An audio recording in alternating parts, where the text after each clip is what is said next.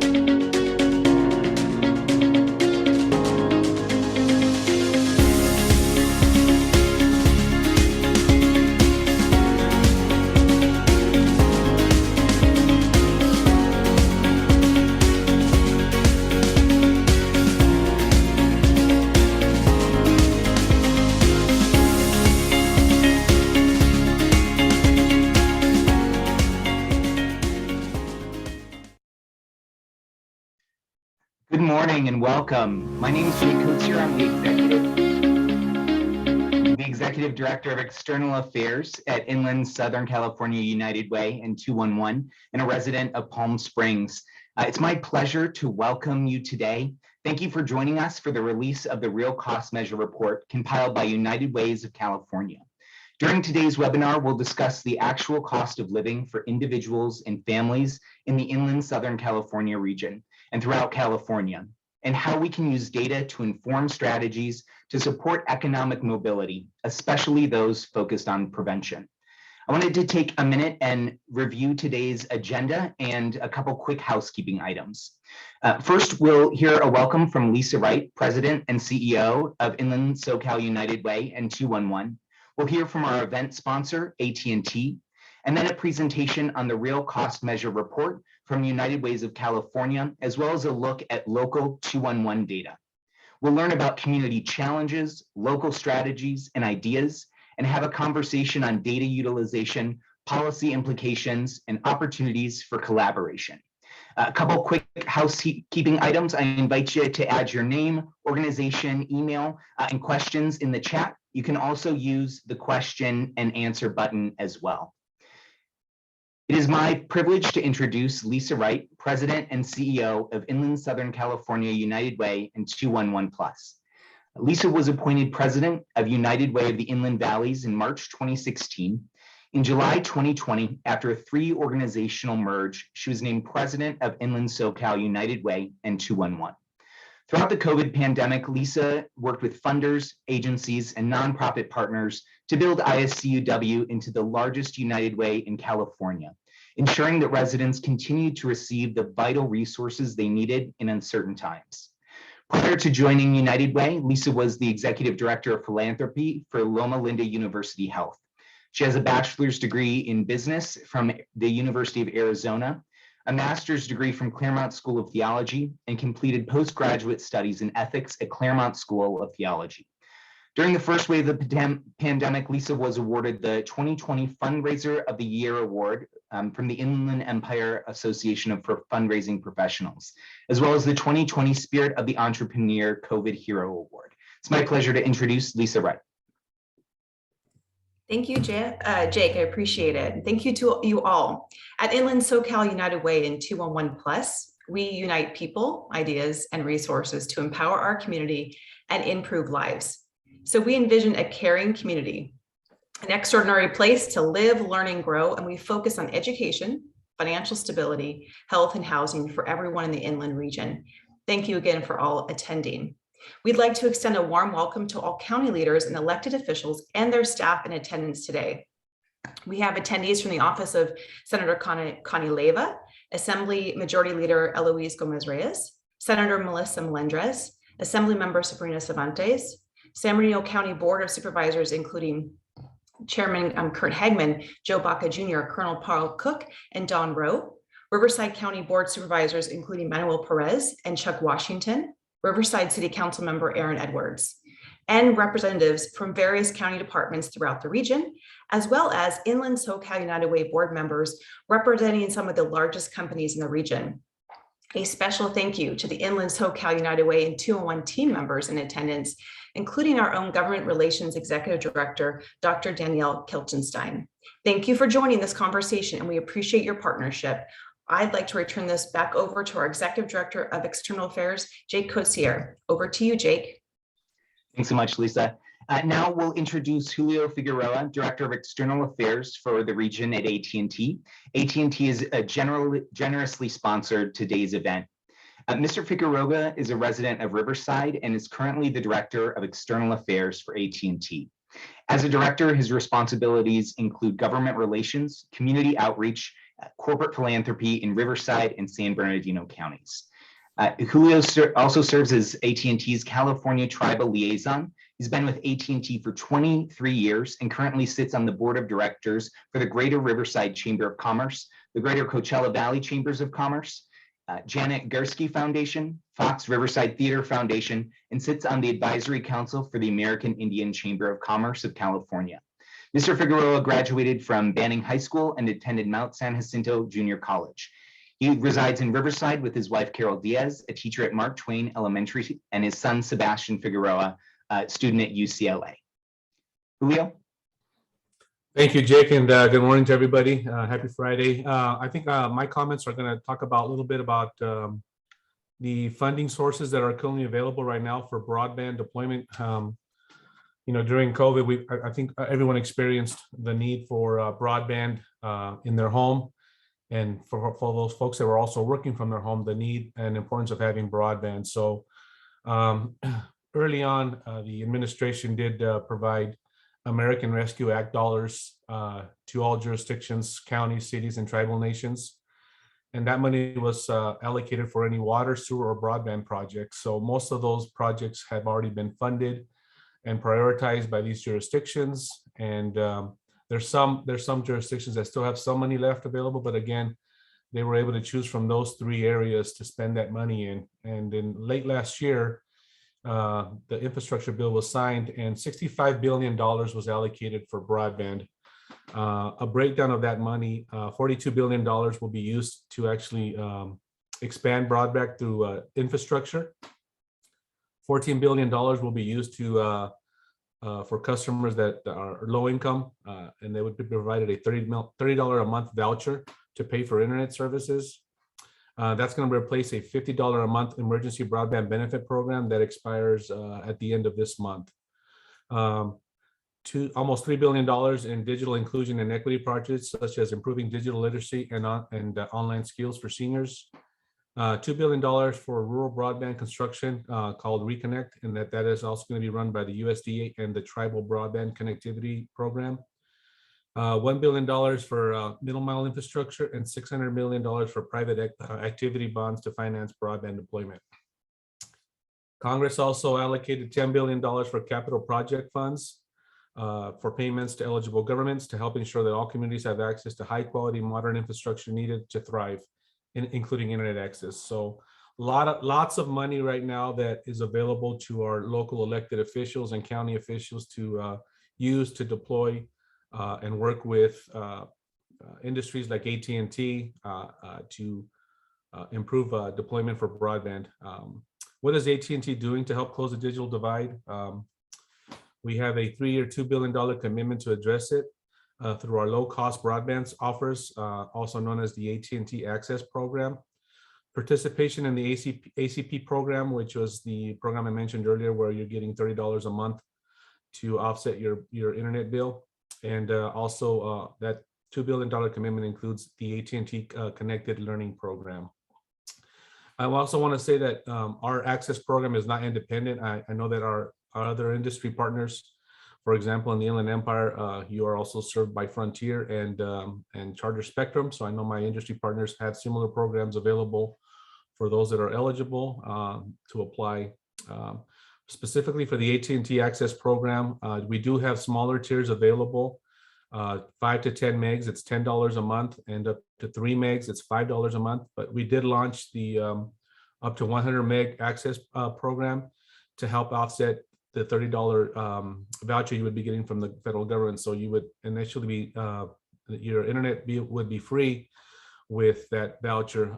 And we did increase that new speed to 100 megs. So we're doing everything that we can to address the digital divide. I personally have met with numerous jurisdictions in the counties to discuss what AT&T is doing already on our own regarding our own investment to infrastructure. And in those areas where we don't have planned infrastructure deployment, we are eager to work with these elected officials and cities, counties, and tribal nations to help go after that money that's available to come and deploy broadband and fiber optic services to those jurisdictions. So my email address is there. I encourage you to talk to your city council members, your mayors, your county supervisors, your other elected officials, that if you live in an area that does not have adequate broadband services, please let them know so they can either meet with myself, with Spectrum, with Frontier, if you're not in AT&T's area, to see how we can do to improve broadband in your area. And that's all a question. That's all the comments I had, Jake. I'd be more than happy to answer any questions. So thank you. Great. Thank you so much, Julio, and thanks to AT&T for their generous sponsorship of today's event. It's my pleasure to bring up to the microphone Henry Gascon. Henry is Director of Program and Policy Development at United Ways of California. He's the co-author of the Real Cost Measure in California, which reveals what it really costs to live in California when factoring in the cost of housing, childcare, healthcare, food, transportation, and other basic needs. He holds bachelor's degrees in history and international relations from Holy Names University in Oakland, California, and a master's in public administration, specializing in policy analysis from the Robert F. Wagner School of Public Service at New York University. I'll turn it over to you, Henry. Thanks so much, Jacob. And it's a pleasure to be here with all of you this morning, representing our statewide United Way network. And special wonderful thanks to the team at Inland SoCal United Way for organizing this event this morning. So I want to go ahead and just start off with just giving some context for the Real Cost Measure. And it's our statewide study for what it takes to meet basic needs in California. So we already have the official poverty measure, of course, and many of us are familiar with that. But I want to go ahead and just encourage a little bit of interactive activity in the chat box if everybody is amenable. So can you, anybody in the chat box, just share how is the official poverty measure calculated? Feel free to go ahead and put it in the chat box. How is the official poverty measure calculated? Any guesses in the chat box?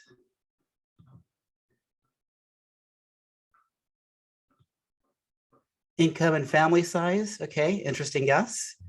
It's actually not correct. Yep. Okay, which is 4 times the official poverty level. Yeah, we're trying to figure out what the official poverty level is and how it's calculated. That's okay. It's kind of confusing for a lot of food, but I think Julia just got it right. It's actually based on the cost of food. So the official poverty measure was founded during the 1960s by President Lyndon Johnson, and he used it as part of his war on poverty.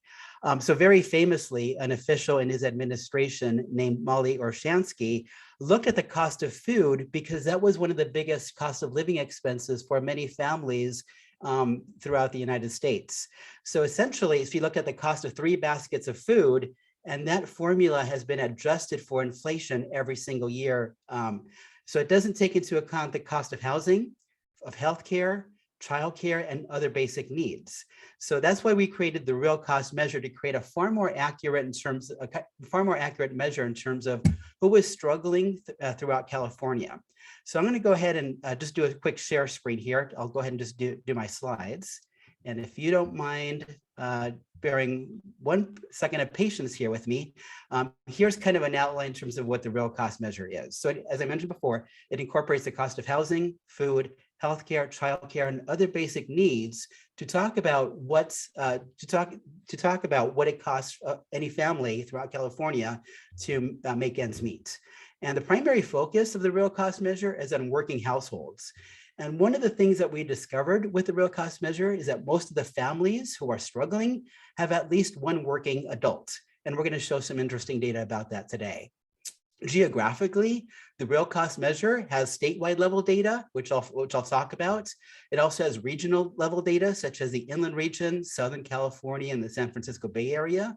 We have county level data for most of the 58 counties throughout California. And even more wonderful than that, we actually have neighborhood level data through what the US Census Bureau calls public use microdata areas. What they do, they just consolidate neighborhoods, get a sample size of at least 100,000 people to make it statistically reliable. And we're able to take a look at neighborhoods within San Bernardino counties and Riverside counties to see what the degree of struggle is among the different parts within the counties. So that's pretty helpful, really helpful data. And one of the first things that we did to calculate the real cost measure is to calculate household budgets. So we calculate household budgets for all 58 counties in California, ranging from 1 adult in a household all the way up to 20 adults in a household. So it's a pretty robust study just in terms of the degree of data that we can actually cover. So I'm not going to wonk out too much on the data sources in terms of how we calculate the real cost measure, but the only thing that I'll probably say here is that we use publicly available government data to calculate this. So we're not making it up. So for example, we use HUD data to look at the cost of housing. We use fair market rent rates. We used the Consumer Expenditure Survey to look at the average cost of healthcare and transportation. And we've gotten really good over the years in terms of calculating the impact of taxes, particularly payroll taxes, and the impact of childcare tax credits, which have been increasingly important to us here in California over the past couple of years, particularly with the onset of the COVID-19 pandemic. So let's just take a look at what the real cost measure looks like in San Bernardino County. This is one example for a family of 4 that contains 2 adults, 1 preschooler, and 1 school-age child. So the first thing that you'll notice is that it would take this family of 4 over $77,000 in income to make ends meet. So that's the minimum standard that we think a family would need to survive. But if we take a look at the average income for this family of 4 that's below the real cost measure, let's take a look in terms of what their income sources are. So on average, it's about $50,000 in income, and how these families work really varies from family to family. It could be a couple of full-time jobs, or it could be one person working multiple part-time jobs. And they get about $1,200 in the earned income tax credit, which is one of the more successful anti-poverty programs that we have here in the United States. So if this family of 4 was able to maximize all of the income and all the public benefits available to them, it would be about $54,000 annually in income. So what does that mean? In terms of the real cost measure, they would face almost a $23,000 gap in order to make ends meet.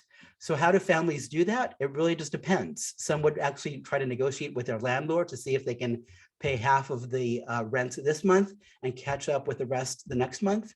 Some would actually skip out on food or healthcare costs, or see if they can reduce the cost of transportation. We know how expensive transportation and food have become over the past 18 months with inflation. So it really varies from family to family in terms of their ability to make ends meet. So let's take a look at what the cost of living looks like between Riverside and San Bernardino counties with other parts of the state. And you can actually just see across the board that the cost of housing and the cost of childcare are easily the 2 primary barriers from helping families to make ends meet. What's interesting about this data, though, when we look at the average data, is that the cost of childcare, assuming many of these families are using a licensed childcare facility, could often exceed the cost of housing for many of these families. So we know that over the past couple of years with the pandemic, our homes have not only become a shelter, they've also become a school and a childcare center. And we know that many childcare centers have been closed, but this is pre-pandemic data going through 2019. And we're even finding then that if many families were using childcare, it could often exceed the cost of housing. But you can actually just take a look geographically in terms of what the cost of living looks like throughout the entire states. So this is one deficiency of the official poverty measure.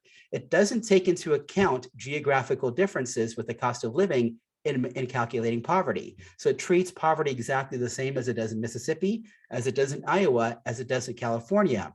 And it doesn't take into account family size either. So you can actually just see in Contra Costa County, right in the heart of Silicon Valley, you can actually just see the cost of living for this family of 4 with 2 adults, 1 preschooler and 1 school-age child. They would have to earn over $120,000 in income to make ends meet. So let's take a look at another portrait. Let's take a look at Riverside County this time.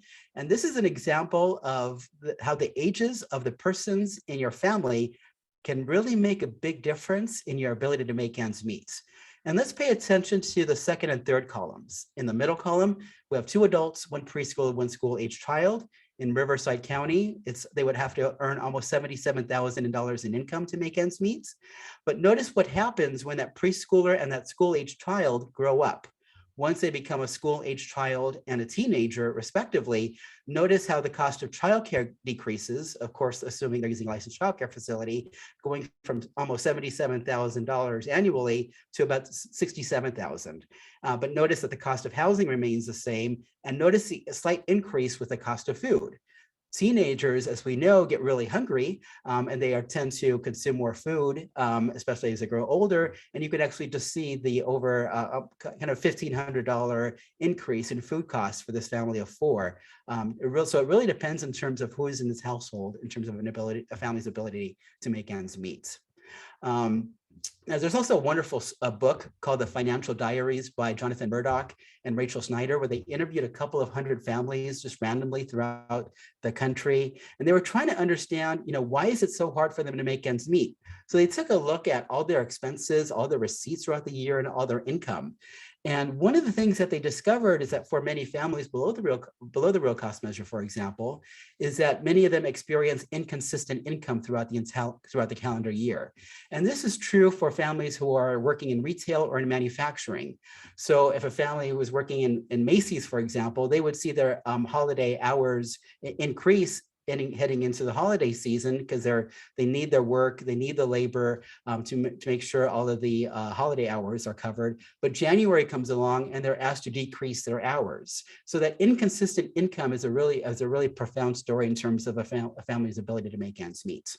So we know the official poverty measure, with all of its deficiencies, usually hovers around 12 to 15%, pretty much anywhere in California, but we find that up to 33% of families throughout the entire state are struggling, according to our real cost measure study.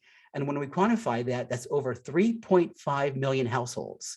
So imagine that 1 in 3 households in California are struggling each and every day to make ends meet, trying to figure out how they're going to make it through the next day. That's a big hardship. And as I mentioned before, up to 97% of these families below the real cost measure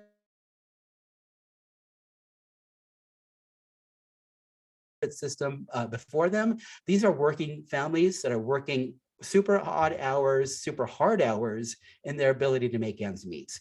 And that's pretty much across the board for many struggling families. So we have wonderful data on the inland region, and we've been producing this study since 2015.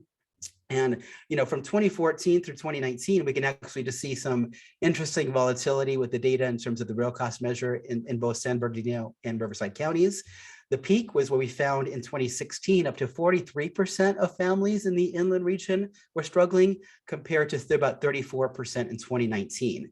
So with the latest census data that we have now goes through 2019, we're going to be looking at the current pandemic data in terms of what that's going to mean for many families. We know income has changed for a lot of families, and we're also experiencing a lot of inflation over the past few months. So we're going to be paying very careful attention to that data over the next couple of years. So here's a map of California and all the neighborhood clusters. These are the US Census Bureau designations of public use microdata areas where they consolidate neighborhoods of at least 100,000 people. And you can actually just see the huge range of the degree of struggle throughout California. And you see that particularly in the Central Valley, with the dark brown areas indicate a higher degree of struggle. We see that struggle in many parts of LA County and many parts of San San Bernardino and Riverside counties as well. From a statewide perspective, the two biggest disparities are 80% of families in the community of East Vernon in the industrial heart of Los Angeles are struggling, compared to about 11% of families in the community of San Ramon and Danville, right in the heart of the Silicon Valley. So here's what the real cost measure looks like in both Riverside and San Bernardino counties. And through this lens, we see 30 neighborhood clusters as identified through the US Census Bureau. And we find that up to over 383,000 families are struggling in these two counties in their ability to make ends meet.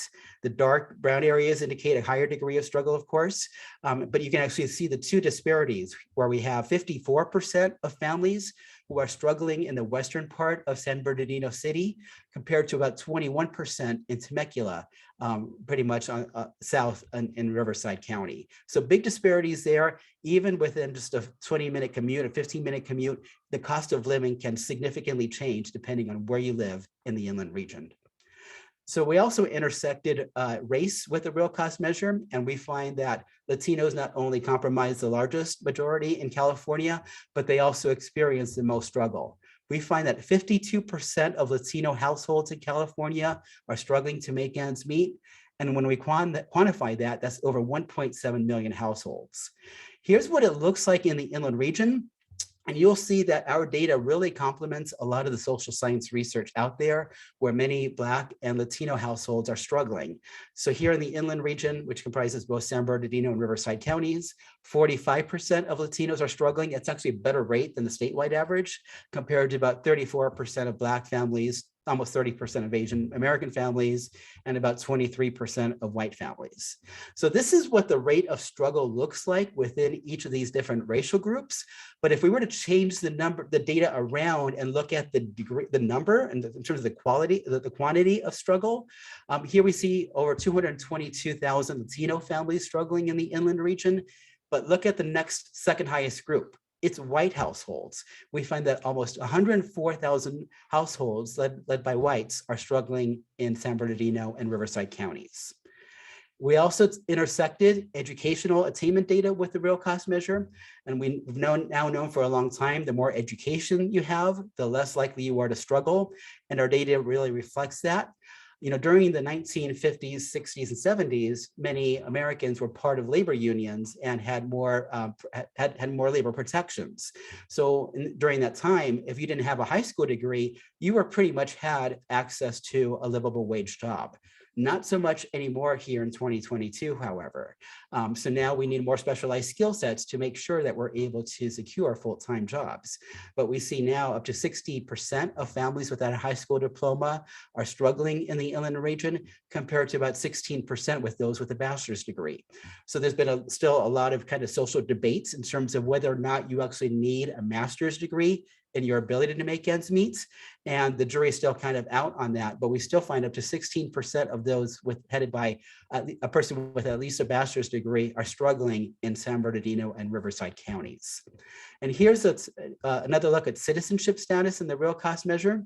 And we see 61% of non-citizens, those who are on the path of getting a green card, struggling, compared to almost 29% of US citizens who struggle in the inland region. So one of the things that we're kind of learning about this data is that the ability to speak English really goes a long way in a family's ability to make ends meet. So for many Spanish language speaking families, or those speaking in Asian dialects, they often rely on their children in terms of being able to access public services that are available to them, whether it's after school programs or other types of services that might be available through schools or through local government or statewide data, or through federal resources. And of course, in doing so, those kids are often prompted to grow up at a far greater rate than they normally would. So we also looked at the role of gender in the real cost measure, and we find that up to 57% of households led by women in California are struggling to make ends meet. When we quantify that, that's over 772,000 households. So this is a pretty broad category. This could include single moms. It could include grandmothers who are taking care of their children's children, and it could be foster families headed by female figures as well. So 57% is a big figure figure. Let's take a look at what this looks like in the inland region. We find 55% of female-headed households are struggling to make ends meet, but look at the next second highest group. It's a group that we rarely talk about enough in our discourse. It's male-headed households, those who are single dads, those who are grandfathers, those who are foster parents headed by males. Up to 41% of those families are struggling in the inland region. And we also take a look at what we call informal families. Those are basically unrelated households that are doubling up. So we see a lot of this in many parts of the state where teachers, for example, just don't earn enough to cover the cost of housing and other basic needs. So they would often bundle up with other teachers or other persons who have similar salaries to make sure that they're able to meet basic needs in terms of housing, healthcare, childcare, and so on and so forth. So we talked about the role of women a few seconds ago. We find that up to 7 in 10 single moms in the inland region are struggling to make ends meet. And it's almost 75,000 households. So we often kind of just look at the role of women in terms of single moms, in terms of breadwinners, but they're also the entire emotional support systems for their families.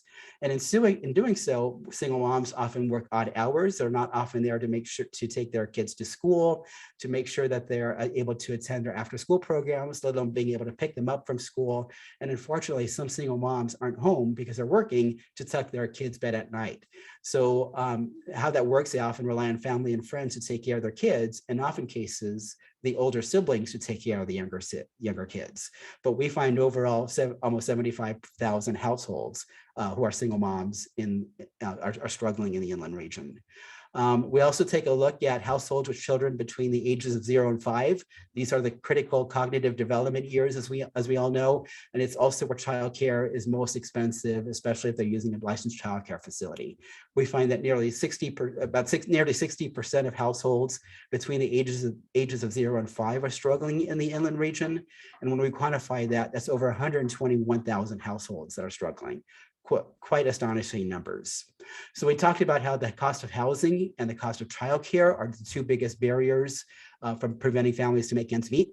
So normally during the 60s, 70s, and 80s, we were told that we shouldn't be spending more than 30% of our income in housing, but we find out up to 37% of families in both San Bernardino and Riverside counties are paying at least 30% of their income on housing. And when we quantify that, that's 417,000 households. That's about 40 or 50,000 higher than the real cost measure rate in this region. So when we take a look at the degree of struggle, the dark red areas indicate more families are paying a higher percentage of their income on housing. And here we see the two disparities, where 61% of families in the community of East Vernon pay at least 30% of their income on housing, compared to about 22% of families in the Intermission, the Castro district, right in the heart of San Francisco County. And one of the things that we're learning about this too is that the farther below you fall the real cost measure, many of these families could easily be spending 60, 70, or 80% of their income on housing alone. And here's what it looks like in the inland region. We find 26% of families are spending at least 30% of their income on housing in Finland, Lake Arrowhead, and Big Bear, compared to about 51% in the eastern part of Fontana. And you can actually just see how the housing burden is actually changing over time in the inland region as well. So we know many stories of how people live in the inland region and commute to Los Angeles to the work, but we're seeing higher rates of housing, particularly in San Bernardino, Riverside counties over the past couple of years as well. So now that we've taken a look at the expense side, let's take a look briefly at the income side. The state median income, according to the real cost measure, is about $92,000. Here we see the big statewide map in terms of neighborhood clusters. You can see the strong concentrated income primarily in Silicon Valley, but I just want to state there's also communities such as East San Jose that are struggling in the heart of Silicon Valley as well. So even where there's appears to be strong affluence, there still are many families and communities that are struggling. But here you see the big disparities: 221,000 in median earnings in Cupertino, Saratoga, and Los Gatos, compared to about 47,000 in the southeast portion of Bakersfield. And when we take a look at the lens of Riverside and San Bernardino counties, Here you see 112,000 is for median household earnings in the southern part of Corona, Woodcrest, and Home Gardens, compared to about 50,000 in 29 Palms, Barstow, in San Bernardino County. So just to paint a large picture on this in terms of what's going on with the larger economy and a family's ability to make ends meet. Since 1984, California's gross domestic product, which is the value of all goods and services produced in the state, has increased by 155%, but median household earnings has only increased by 11% during that same time frame. I think if we were to take this chart back and go back to the 1970s, it would look pretty much exactly the same. And what this tells us is the price and the cost of goods and services such as housing, childcare, food, and transportation continue to increase, but notice how flat our earnings have been. So what this tells us is that the middle class in California, and I would argue probably throughout the entire country, the middle class hasn't gotten a raise in over 4 decades, but the price of goods and services continues to increase. So if we were even to take a more longitudinal perspective since the end of World War II, here's some wonderful data from the Bureau of Labor Statistics. You can see the US has been one of the most productive nations in the world, 260% productivity since 1948. But notice how our hourly compensation is largely flattened since the late 1970s. So lastly, I just want to emphasize that the real cost measure just isn't a study that we want sitting on a bookshelf. The real cost measure is a real life shared experience of the hardships many families in California experience every day. So we have an executive summary. We have interactive maps on our website. We have a cool budgets calculator. You can go into our website at unitedwayca.org/real cost. You can select the county that you live in, put in the age numbers of everybody in your household, and it will tell you what the minimum standard is that they need for them to survive. So we actually have one page county profiles for the inland region, for San Bernardino counties and Riverside counties. So if you ever want to take a look at that data, that's there. And for those of you who are really wonky like me, you can download the Microsoft Excel data set, and you can actually take a look at the very specific neighborhood level data that we offer with the real cost measure as well. So take a look at all the resources that we have available today. And then in terms of how to use this, I mean, many of us here on the call probably have teenagers, and you know how expensive they can get. So whenever they open up the refrigerator at 3 o'clock in the afternoon, empty everything out, 6 o'clock in the evening, everybody's just looking around at each other and finding out where's dinner. This could be a general intervention opportunity to educate your teenager and maybe your other kids on your household expenses. How much food costs, how much transportation costs, what do you pay on housing? Because giving them a head start now will give them a better appreciation for the sacrifices parents and caregivers make each and every day. And it will help them with their financial literacy as well. So we're going to make these slides available to you afterwards. So stay tuned and you'll get all these resources as well. And then lastly, we partner with this great organization called the Measure of America for the California Human Development Reports. So many of you are maybe familiar with the United Nations, that every couple of years they produce a study in terms of well-being on life expectancy, educational attainment, and median personal earnings. We, of course, with the real cost measure, look at household level data, but this is another great study that just came out in November, which actually looks at how people are actually doing from community to community. So I'm going to go ahead and just wrap it up here. I'm more than happy to take some questions on the chat, but once again, you'll get these slides after the webinar. Thanks, everyone. Great. Thank you so much, Henry, for that, really in-depth and sobering look at the real cost of what it takes to make ends meet, not only in our region, but throughout California. We know that was a lot of information, and I'm sure there are questions out there. Feel free to put them in the chat or the question and answer box. We're going to take a brief pause and answer some of those questions before we jump into our 211 data overview.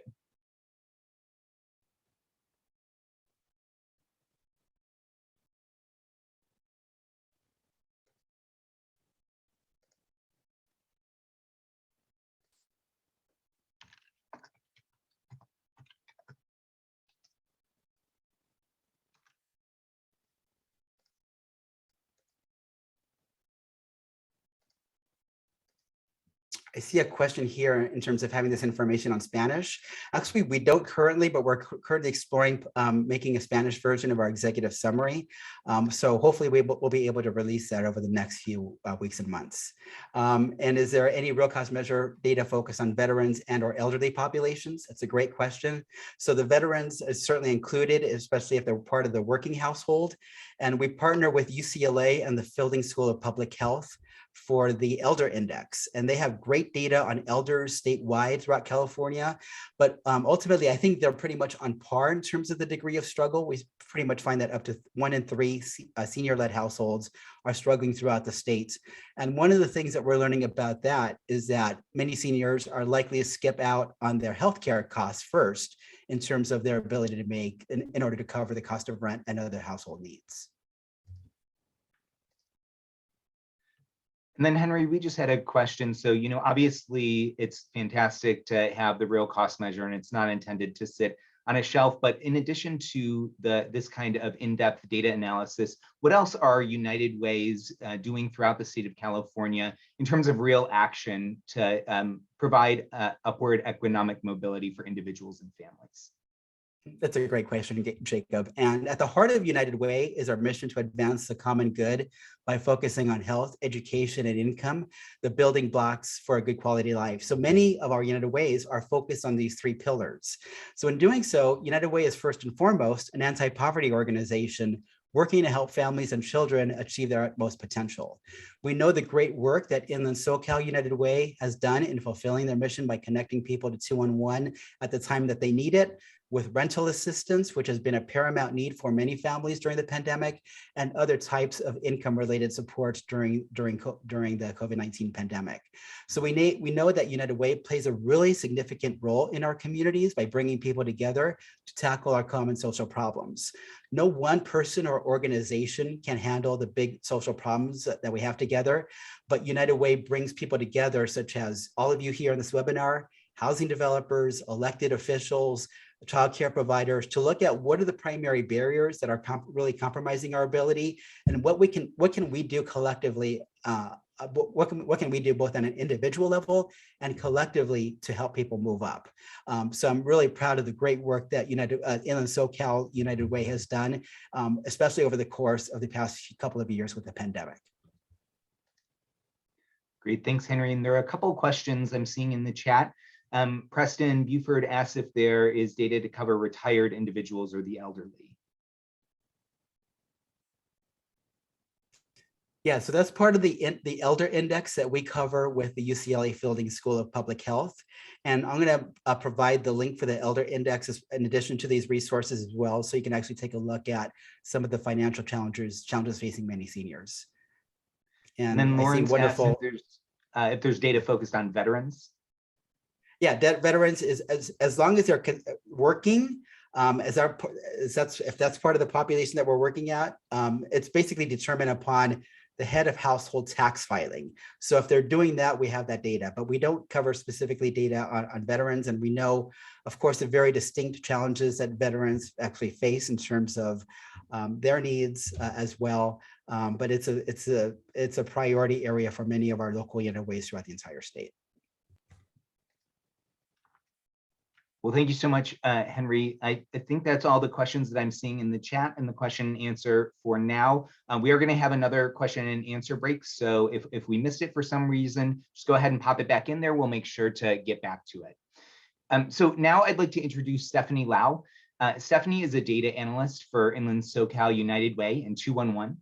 In her years of experience supporting administrations in human resources, payroll, program coordination, and data management for academic health services, local governments, and nonprofit organizations, she's learned the importance of the needs of her service population and connecting them to the right services and resources. Stephanie is currently finishing up her Master's of Healthcare Administration at Loma Linda University's School of Public Health, where she received the 2021 Ruth White Outstanding Student Award and was a 2021 Randall Lewis Health Policy Fellow working on data analytics and governance with the Hope Through Housing Foundation. She's passionate about health equity and access in local communities and strongly believes in enabling others to be the best that they can be. Stephanie is going to present an in-depth overview of our local 211 data. Over to you, Stephanie. Thank you so much, Jake, and good afternoon, everyone. Thank you for being here today. Like Jake said, I am the data analyst for our Inland SoCal United Way. I primarily work on reviewing and analyzing our 211 Plus program data to ensure data quality and integrity in data collection methods and assist in creating periodical reports summarizing the performance of our programs. Now, before we take the dive into the data, for the time being, I want to just take a moment to let everyone just take a breather, and we're going to have a short break as we switch gears to more of a focus on the Inland SoCal 211 data. So we're going to go ahead and start.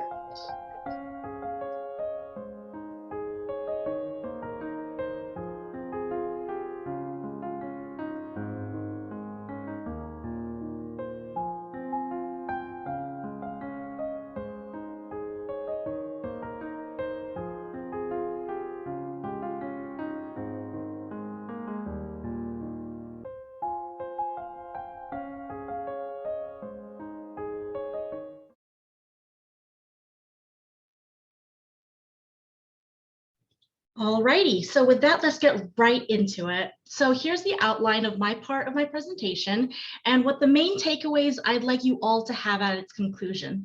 So feel free to type any questions in the Q&A section while I present, and afterwards I will be taking time to answer those questions. So with that, we'll go ahead and move here. The data here is sourced from our main 211 contact center. These metrics are a result of the annual aggregation of calls and assessments conducted from January 1st through December 31st, 2021. On the right are the top 10 cities that our contact center has identified having the highest call volume in the region. So it shows high utilization not only in the urban areas, but in less populated rural areas as well. On the left are key demographics, identifying 211 callers based on call frequency. So looking at the data, we see most of our callers are female and over the age of 50. In terms of looking at racial and ethnic demographics, I'm sure many of you already know that the inland region is ethnically and racially diverse, and the data shows. There isn't a clear majority shown based on census-defined categories of race and ethnicity, though we do have a match here with the Latino and Hispanic data with Henry's data that he had showed before. And the statistics are pretty much the same with the real cost measure. Now, what I'd like to point out are the target populations that most callers identify with. As you can see, a quarter of callers are aging adults, with the second most prevalent population being the disabled and homeless. The top 3 sources of income reported by callers are either no income at all, Social Security, and nearly 20% of callers are employed. So I want to reiterate something that Henry had said again, that the 19% or almost 20% of callers are indeed earning living wages, yet they're still calling. So looking at the data overall, it suggests the following. The first point is that the older adult population has a strong utilization rate, and many may indicate the need for services and resources. For those who have joined us who are in office today, we all know that older adults make up the most active voters on all levels of government. So knowing their needs is important. And the second point is that those that are employed have a fairly high utilization rate. And I will go over the needs of those callers more in detail on the third slide. But for now, we'll move into the second slide, which brings us the data from households that reported their monthly income. Henry did an amazing job reviewing how 34% of households are below the real cost measure. And when we apply the data collected from our callers to the real cost measure, these are the results. 94% of households of 1 are below the real cost measure. 96% of households of 2 are below the real cost measure. And all of our callers reporting their income and identifying as a household of 3, so 2 adults and a child, are below the real cost measure. And I really want to reiterate that nearly 20% of callers are employed, but it's highly likely that they're not able to meet the budget for their basic needs. So then it brings us to the question, what exactly are the needs of these callers? 3 out of 10 callers are identified as housing needs, which is a broad category that includes but is not limited to rent assistance, affordable housing, and emergency shelters. 2 out of 10 calls are either for utility or food and meal assistance. So as you can see in this visual here, 2/3 of calls are for the basic needs of housing, utilities, and food. So there is the old adage, give a man a fish and he eats for the day, but teach a man to fish and he eats for the rest of his life. Well, we don't consider that the man is hungry, he needs the fish urgently, and he might need fish for his family right now. So it's difficult to devote time and resources to understanding and mastering the complexity of fishing. The cycle of poverty is similar to this oversimplified metaphor. Basic needs, such as paying for rent, utilities, food, are on the forefront of callers' minds when they dial 211.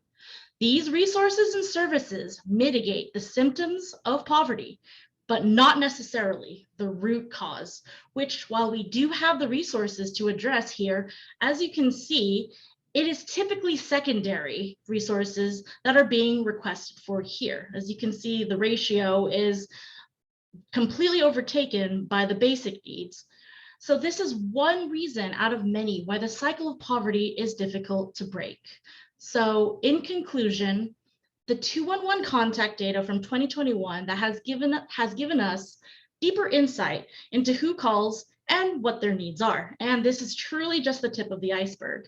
This data allows us to ask more targeted questions like, did the pandemic affect the accessibility of resources for older adults? Or why is it that people who are employed still call 211? From these questions, we can flesh out strategies and plans with a higher chance of success and a more efficient use of resources. However, it is critical that we facilitate and maintain an open channel of communication and have a deep holistic understanding of the population.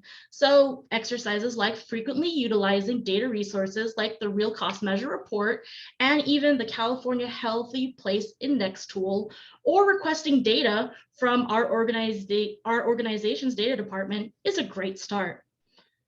After all, these aren't just numbers. They are individuals with unique lives and situations, which makes our work, all of our work, so important. Thank you. Thank you so much for that, Stephanie.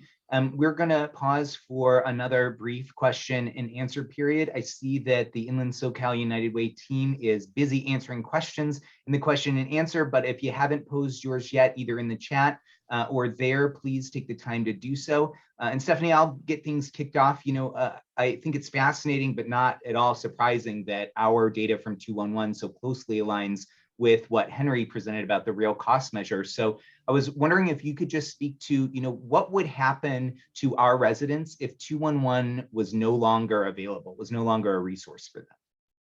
Absolutely, Jake. So our organization, as Henry had kind of mentioned before, occupies a critical role in accessing populations and communities that are historically difficult to access. We are a community-based organization made up of members of that very community, as we all know from, you know, our hometowns and everything. It will continue to create that channel of communication that not only supports local governments in allocating resources and services and alleviating some of the burdens of demand, but it also directs the people to meeting their basic needs and, you know, the ability to lift themselves from poverty.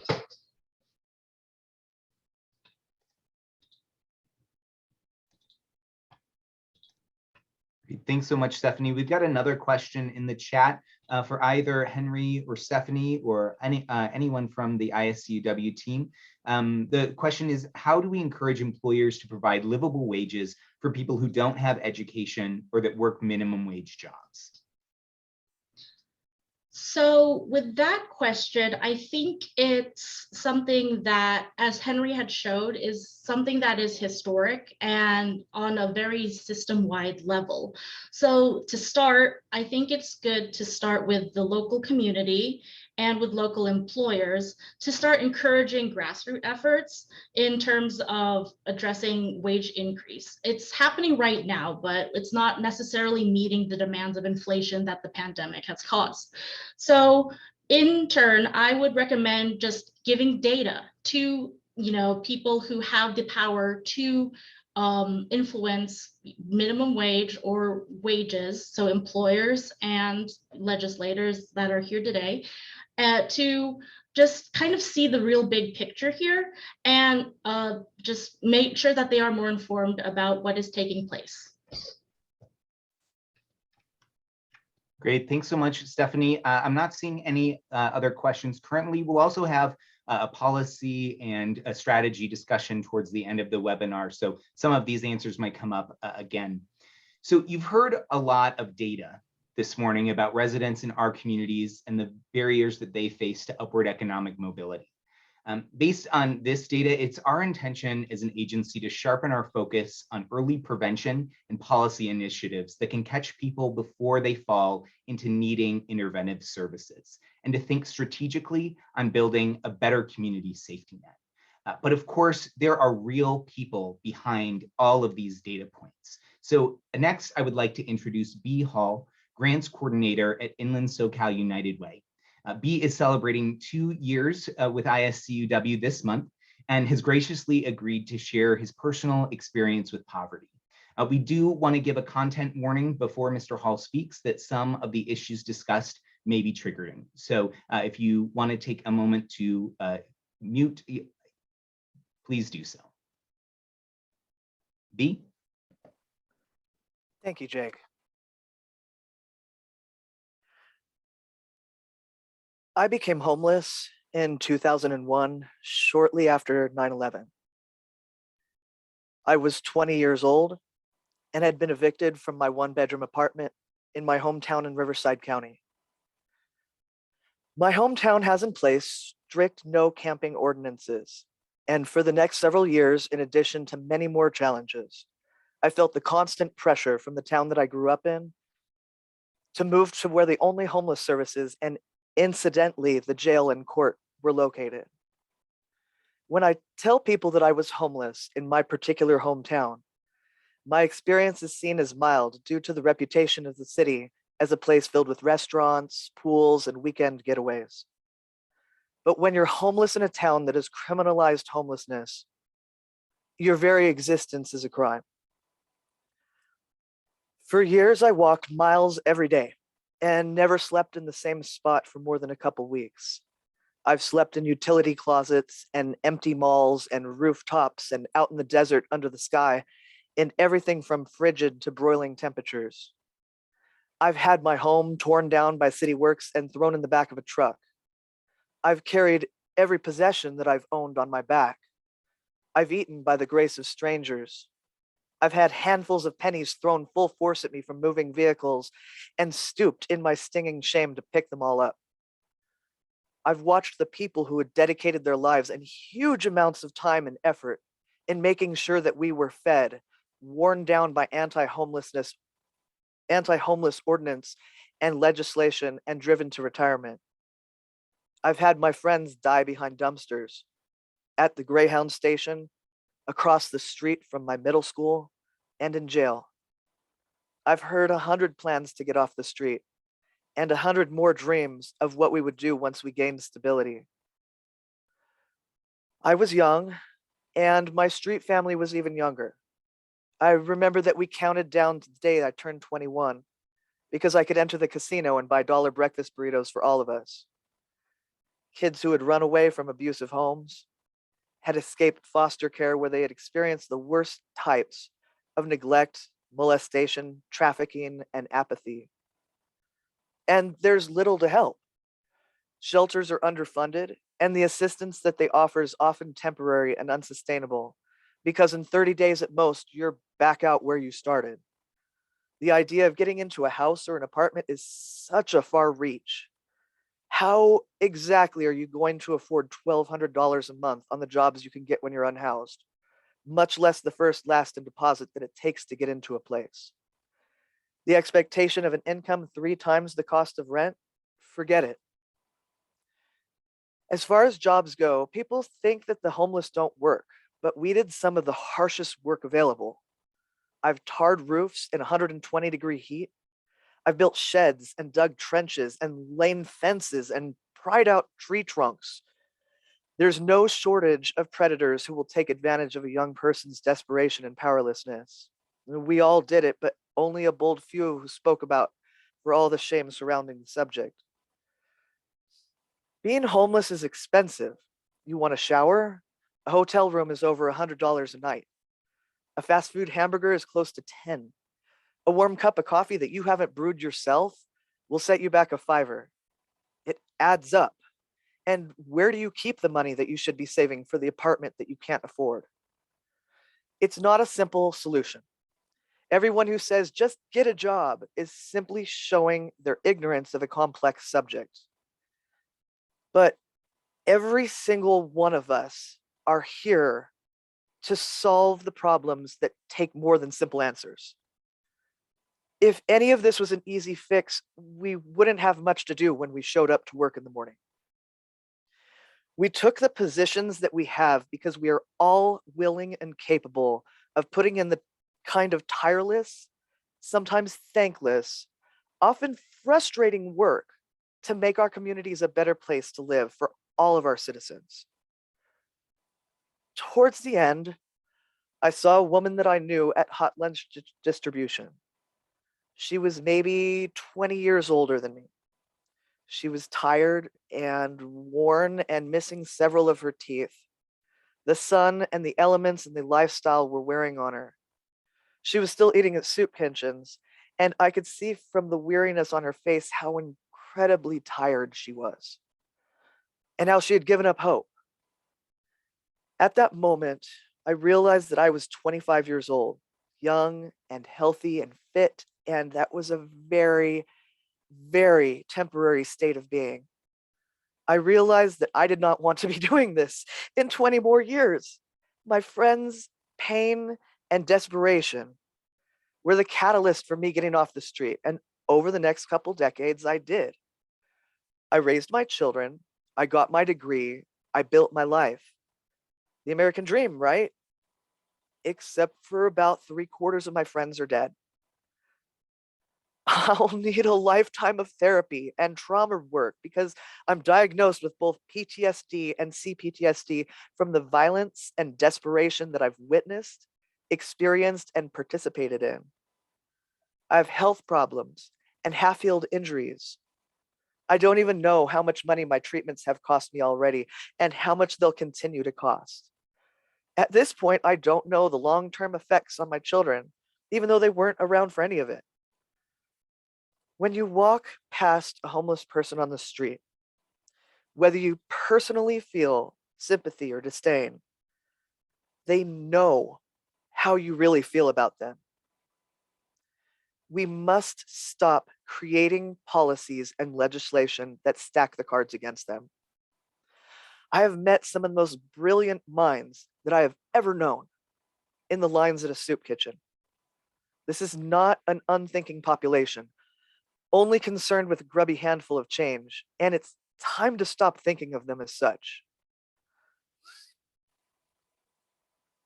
I now find myself in a position where I've come full circle to face the homeless community once more. And this time, I'm not voiceless, helpless, uneducated, underemployed, or swept under the rug. This is my story. And this is the story of thousands of our inland region neighbors who are currently homeless the way I was, who don't have the opportunity or platform to speak as I'm speaking to you right now.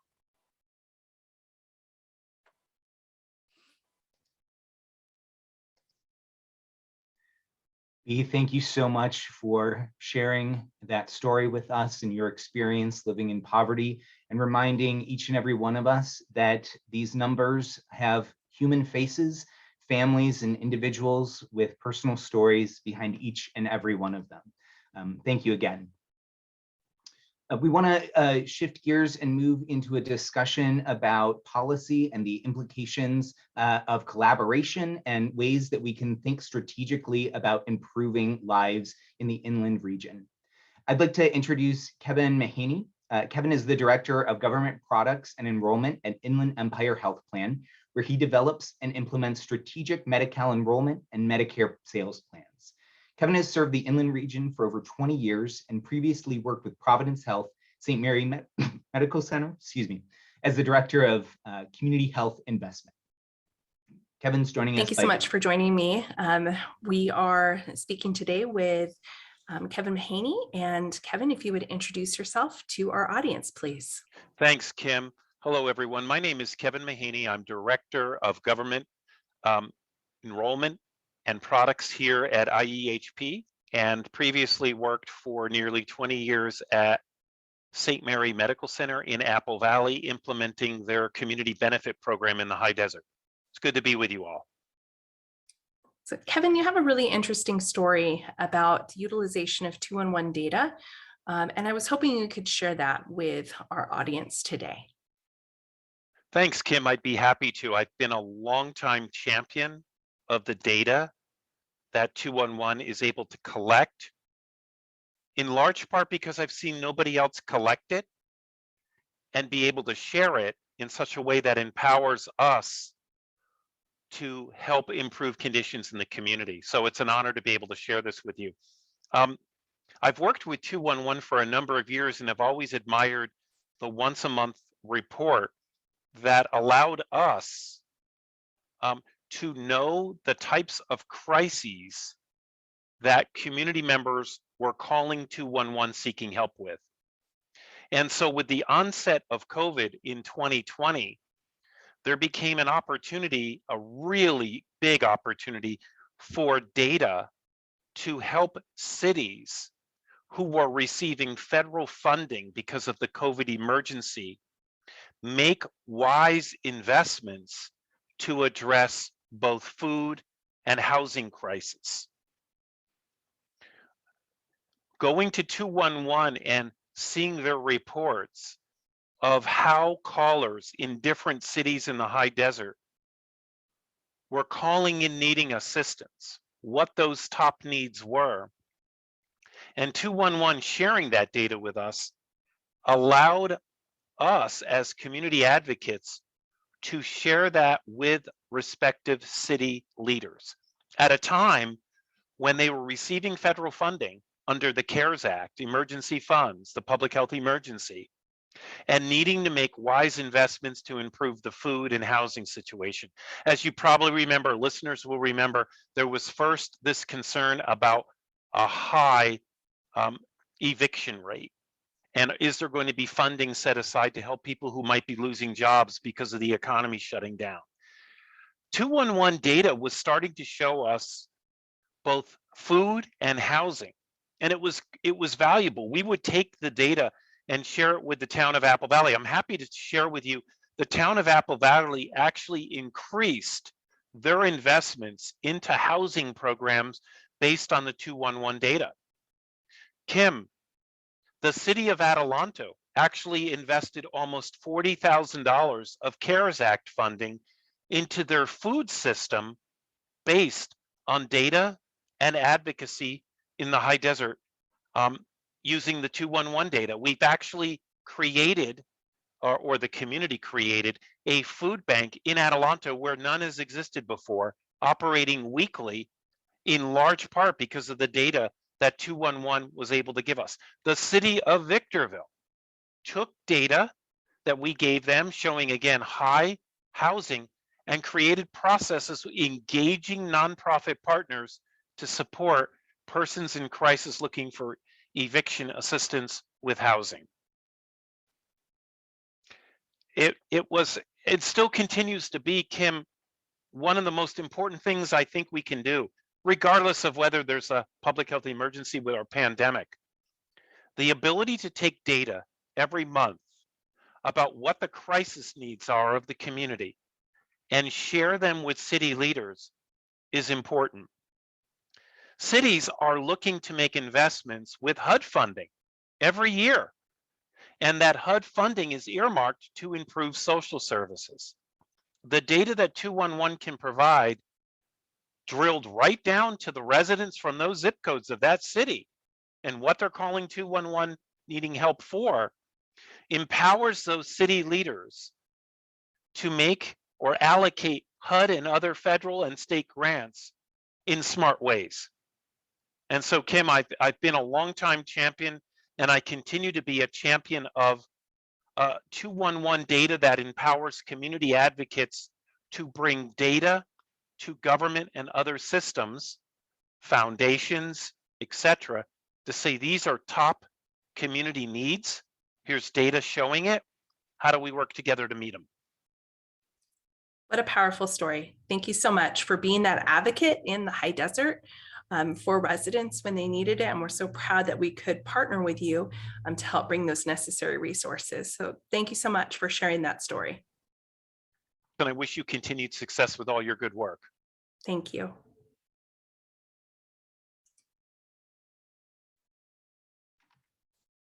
Excellent. Thank you so much for sending that in, Kevin. Now it's my distinct pleasure to introduce Senator Connie Leyva. Re-elected to represent the 20th State Senate District in 2018, Senator Connie M. Leyva is serving her second term in the California State Senate. The district includes the cities and communities of Bloomington, Chino, Colton, Fontana, Grand Terrace, Montclair, Muscovy, Ontario, Pomona, Rialto, and San Bernardino. Senator Leyva serves as chair of the Senate Education Committee and the Senate Democratic Caucus, as well as on the Business, Professions, and Economic Development, Elections and Constitutional Amendments, and Health Committees. She also currently serves on the California Air Resources Board, as well as the Senate Select Committees on California-Mexico Cooperation, Manufactured Home Communities, and Ports and Goods Movement. Welcome, Senator Leyva.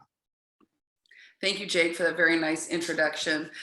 Good afternoon. It is my pleasure to be here. Thank you for having me.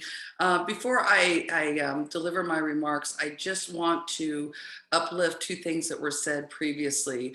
One was by Stephanie talking about the big picture, and she's so right. We have to look at the big picture, and I didn't even say the whole picture.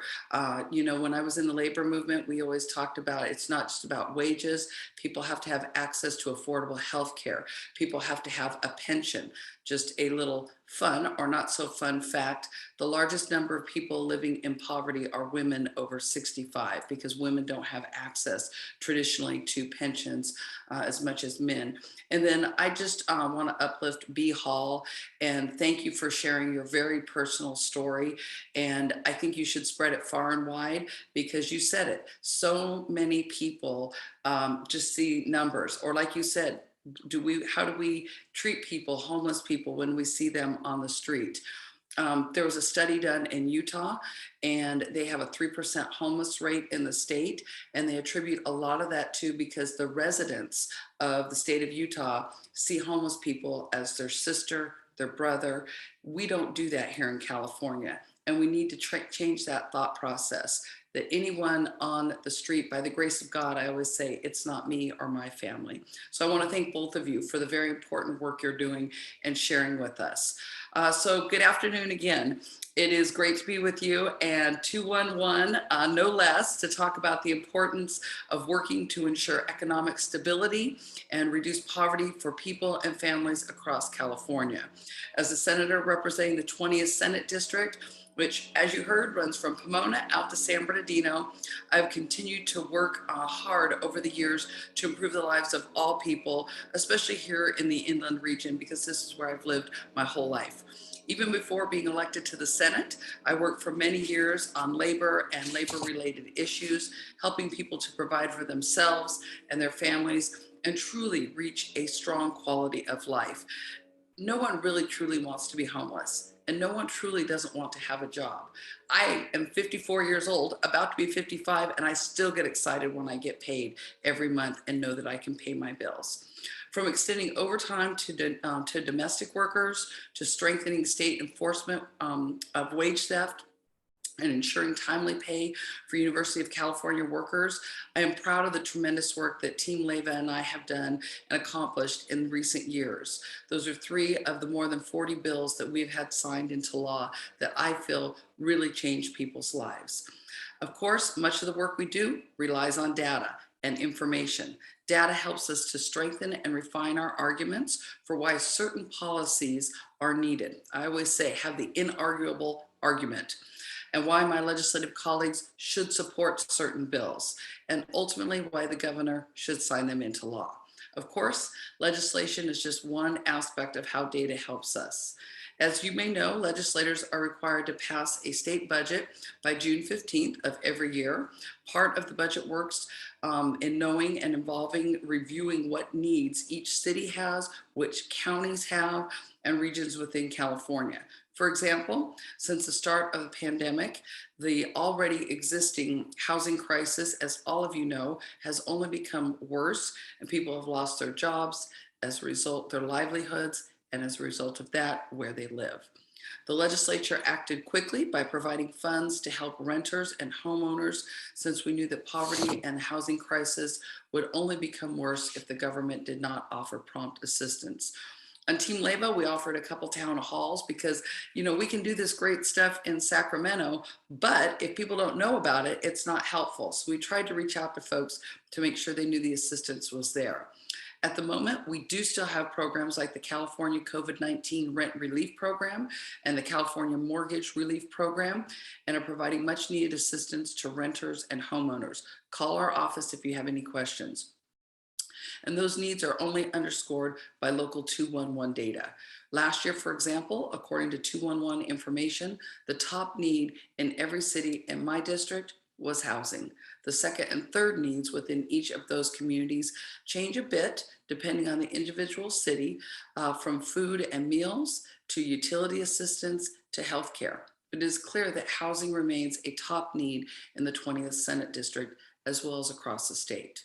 In many ways, data helps to support ideas, dispel misinformation, and strengthen action by government or other groups. Local 211 data is very important as it helps us identify local needs through this service that supports our community through information and resources. Before ending my remarks, I just want to make sure to thank Inland SoCal United Way and 211 for the important work you do every single day. All of you do it in our communities day in and day out, and we appreciate you. As a senator, I greatly value your work and look forward to continuing collaborating with you for many years to come. And anybody listening, if you need something, feel free to call on Team Leva. We work for you. Thank you for inviting me. Thank you so much, Senator Leva. We appreciate your time today. And of course, after we take a look at all that data, what comes from it is the policies that the senator was describing. So it's my pleasure to introduce Dr. Danielle Kilchenstein, the Executive Director of Government Relations at Inland Southern California United Way, to talk about some of those policy opportunities that the real cost measure and 211 data arise from. So Dr. Kilchenstein earned a degree from Loma Linda University School of Public Health and has multiple research articles published in journals. Over to you, Danielle. Thank you so much, Jake, and good afternoon to everyone. Please forward the slide. Thank you. So data can help keep us grounded in the center of the results that we were seeking. Individual outcomes tell a story and provides important information on how we can work together to meet the needs of our communities. And we know that socioeconomic status is a significant indicator of a person's ability to be able to meet basic needs, and it's a social determinant of health.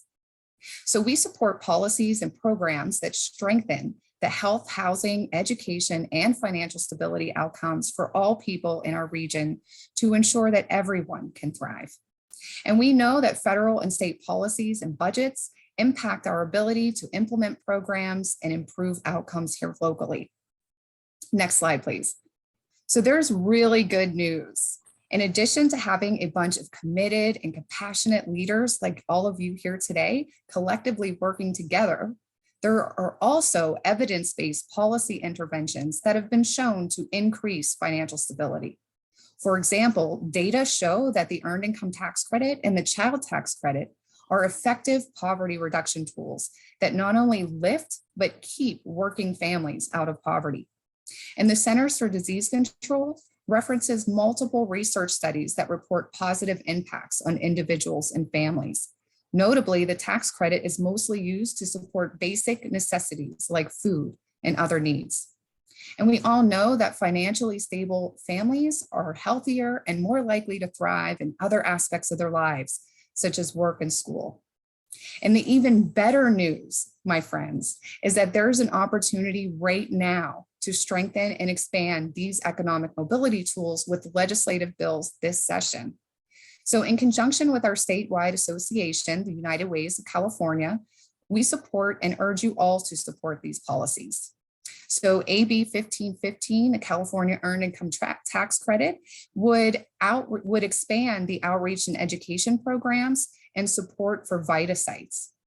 And SB 860, the Young Child Tax Credit, would make it so that all eligible families with children would be able to receive the tax credit for their kids up to age 6. And SB 843, the Renter's Tax Credit, would increase the credit to $1,000 for joint filers and those with dependents, and that's up from just $120. Now, I want to note that you will all receive additional information and details about these bills after the meeting, so please be on the lookout for more information coming your way.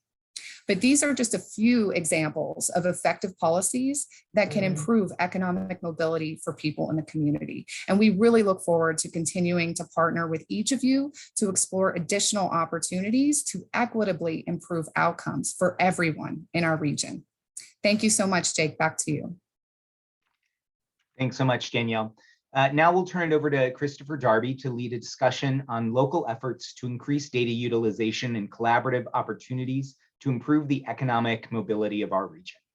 Chris is the Director of Data and Outreach at Inland Southern California 211 and oversees strategic management of the 211 technology, reporting, and outreach efforts. He joined our agency in 2015 after many years of experience in operations. He served on committees throughout San Bernardino and Riverside counties, and he holds a BS in kinesiology from California Baptist University and a master's in public health from Liberty University. He regularly presents on the social determinants of health, works on AIRS accreditation activities, and oversees reporting in the 211 database. And before we hand it over to Chris, I know that we are coming up on that 1 o'clock mark. If you are able to stay with us past 1 o'clock, we shouldn't go too much over. We appreciate your time, but over to you, Chris. Thanks, Jake. We kind of want to go into some collaboration opportunities now. We have several additional government and elected officials joining us today, and we would like to hear from them directly to learn more about their efforts to improve the financial stability results of our region. And we also, just because we're short on time, we invite all attendees to comment in the chat below with their answers as well. The question is this: what efforts or policies are you supporting that will improve economic mobility results for people in our region? First going is Assembly Majority Leader Eloise Gomez Reyes. Would you like to answer that question? Please hold while we unmute your line.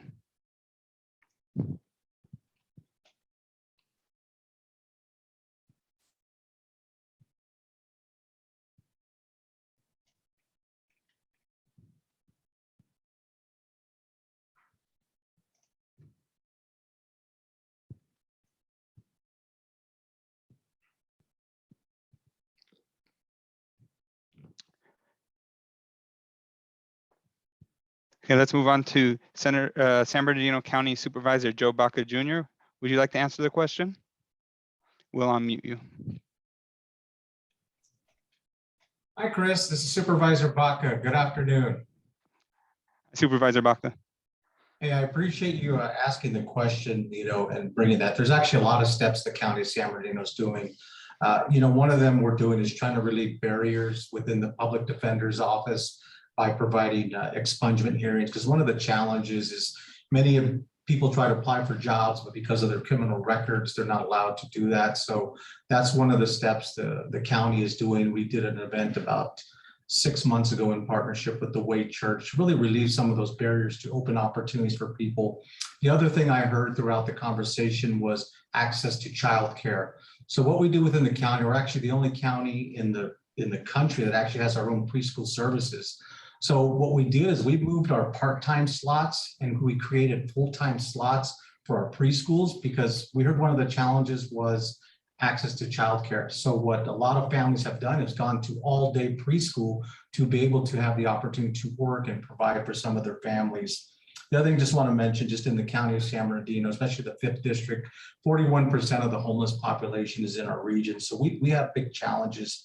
So some of the things we're trying to do is look at long-term, short-term housing. Those become very, very important. You know, we're looking at some room key projects in conjunction with the state of California. Those are good policies. We got the Pacific Village, which is a homeless shelter. Also had a meeting yesterday with the San Bernardino City Unified School District. They're looking at providing a homeless shelter for their students, which is a huge problem. So those type of partnerships, it's really going to take partnerships to try to address some of these issues. I know it was mentioned earlier about tax assistance. One of the things the county does do is with the Transitional Assistance Department, they offer free tax services for our residents. So providing those services for our residents become very, very critical. But the last thing I'll say is, as we close, is one of the things we did is a homeless roundtable with several cities within our district. The key underlying theme that all of them said was access to housing. That was the #1 issue, whether it's affordable housing, short-term, long-term. The other thing is making sure we get sobering centers for many of our drug offenders, getting them the help they need. And really, that's how you're going to raise people's equity, by getting them the help they need and eventually providing the services, get them off their feet so they begin to become taxpayers, they pay taxes, they have housing. We just can't keep ignoring the problem. If we keep looking the other way, you know, pushing the problem from one city to the other, all we're going to do is create a larger mess. But I appreciate the opportunity, Chris. Thank you, Supervisor Baca, for all the work that you're doing. Next up is San Bernardino County Supervisor and Chairman Kurt Hagman. Would you like to share? We'll unmute you.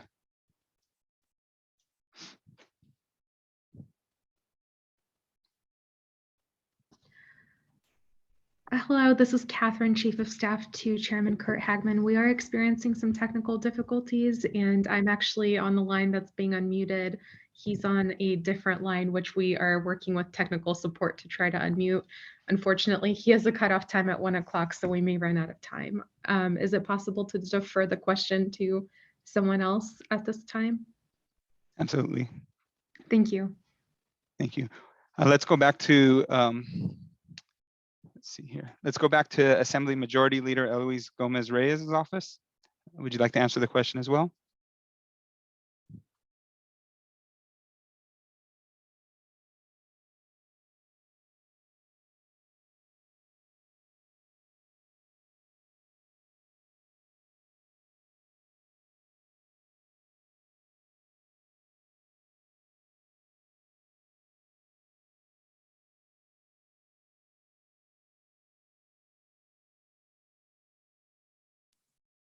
Hello, can you hear me now? Yes, we can hear you. Yay. So good to be here with all of you, and I'm glad you can hear me now. I've been listening to some of your speakers, and it's really heartwarming to hear from all of them, especially I have to mention B. Hall. Hearing the voice of someone who has experienced some of what we're talking about is important for us as legislators, as policymakers. One of the things that I thought about as I was listening to the speakers is the old saying that says that if you want to go fast, go alone, but if you want to go far, go together. And it's clear that here in San Bernardino County, we're going together. I think together we're recognizing the financial stability remains an issue in the district and in the county, and we have to continue to work together towards finding solutions and providing resources for those in need. It's an honor, honestly, to represent the 47th district. And I want you to know that I have made it my mission to do two things. First, to ensure everyone is included at the table. And the other is to ensure that everyone receives their equitable share. So when you think about IE, don't think just about Inland Empire, think about inclusion and equity. This means making sure that we get the money back into our community, the money and the resources back to our community. When we talking about efforts that we're doing to support and improve economic mobility, I think that there are a number of bills that we have worked on, but specifically, and I know Senator Leva's talked about that, the $7 billion that was put out for rent relief. And I know that I personally and my team personally worked with IE United Way to make sure that we would provide the information to the community. And that's a big part of it, is making sure the information gets to the community. It doesn't matter how much money is put in a budget. If the community doesn't know it's available and that they are eligible for it, it doesn't matter that the money is there. Something that I'm really proud of that we've worked on is the free meals for all of our children. It's a free breakfast and free lunch. And if they need more, it is provided there at the school, and it's been budgeted now. A few bills that I'm working on, one is AB 92, the Affordable Child Care Family Fees Act. It's going to alleviate the family fees burden on for families who have to pay for child care, because with this bill, we're waiving family fees, and we're also creating a sliding scale. There are so many families that have already benefited from this. We're trying to get it extended at this point as well. The other, I'm very proud to have championed in 2018, AB 1593, which expanded the Kelly ITC, the Earned Income Tax Credit, to cover taxpayers and qualifying children with a federal ID number, the ITIN. And I'm proud to say that we were able to get the policy included in the budget last year, and it has made a big difference. Another is for our students, making sure that they fill out the FAFSA and the DREAM Act, or the DREAM Act. And now it will be a requirement for our high schools to make sure that the students do fill out those forms.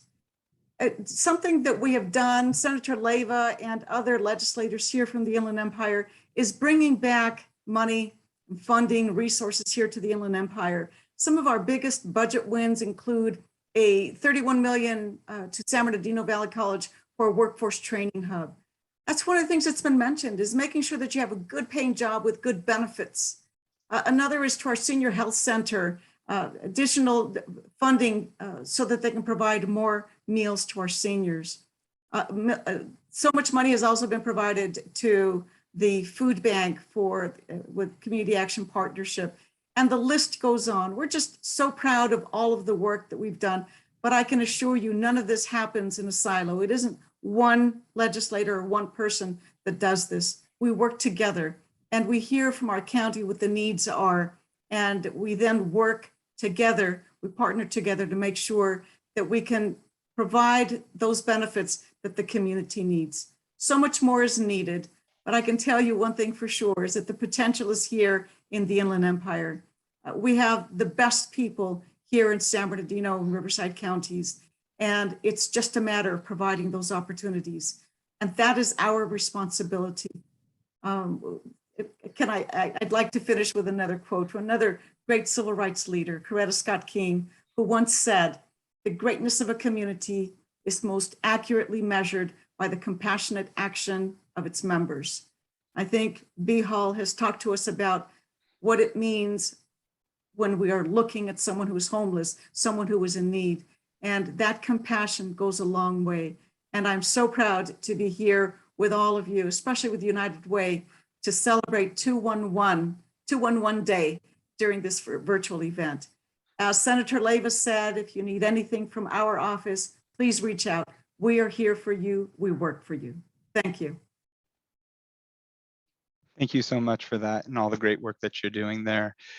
I know, Catherine, I know that Supervisor Hagman had a hard stop at 1. If we can get some of those things that he's supporting, so that way we can share it after the meeting, that would be great. Next up is the how to request 211 data. I know Natalie mentioned it within the chat on how to collaborate and get 211 data. The best way to do that is to go to inlandsocalUW.org/request-211-data, and there's a fillable form there that we would like for you to fill out. And on that form, we just want to know certain things. It'll require basic information, your name, your email, and your phone number. We also want to know how you plan to use the data. It will ask questions on what county the data is needed for, what types of data you are looking to get, and then a data analyst will reach out for clarification and ensure we are getting you the correct data needed. And we just ask to please allow for 2 to 4 weeks for your data request to be returned. And we also want a call to action and how we can collaborate for that. We want you to familiarize yourself with 211 data. We want you to utilize data in your role, and we want you to scale it up so that way you can use it for grant applications, program redesign, program design. There's so much use for 211 data, and we want everybody to have access to it. At that, I'll turn it back to Jake. Great, thank you so much, Chris. And to our distinguished speakers, elected officials, and all of our guests today, thank you so much for joining us for the Real Cost Measure report release and our discussion about local 211 data and its ability to create shared policies that will increase the economic mobility for people throughout our region. We invite you to reach out, to work together, and collaborate to improve lives for people throughout inland Southern California. The report is available on the United Ways of California website, as well as our website at Inland SoCal United Way, and participants will be sent the slides from today's presentation. Don't hesitate to reach out to any of the presenters here today. We stand ready to talk to you about the data, the real cost measure, and ways that we can work together. Thanks again for joining us, and have a great weekend.